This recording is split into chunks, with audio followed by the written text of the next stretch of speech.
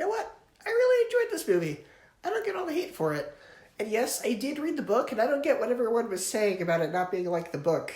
Because for the most part when I was watching this, but yeah, I remember this scene from the book. I remember this scene from the book. Yeah.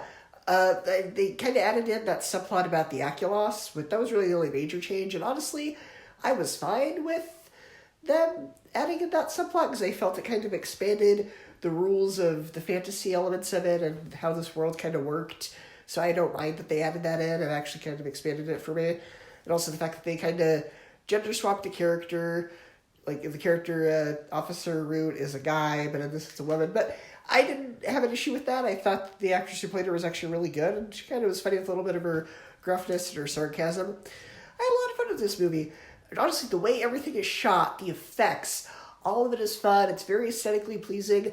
My goodness, the way that he captures the shots of Ireland is just gorgeous. It's just, oh wow, it's so gorgeous, the shots of Ireland. And the makeup on the creatures is very well done. They could have very easily used CGI. There is some CGI, and some of it is a little dated.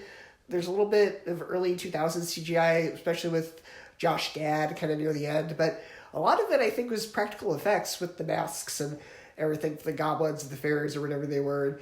That actually looked really, really well done.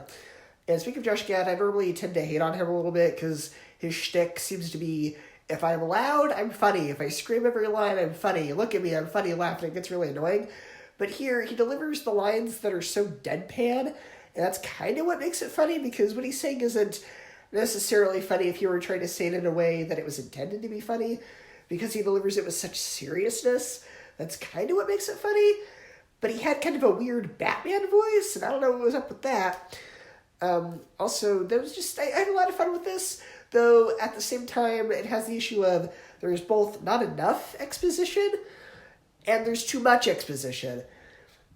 What I mean is, like, half an hour in, they're still framing the story. They're still telling us everything about these characters and everything, but at the same time, there's still not enough information that we can kind of understand what's going on. So I think maybe the script needed a few moderations. I think maybe they needed to kind of slow the plot down at points and then add more information to others. But overall, I still thought it was a very entertaining movie, and I would give Artemis Fowl a B, an 8 out of 10, and a 4 out of 5 stars.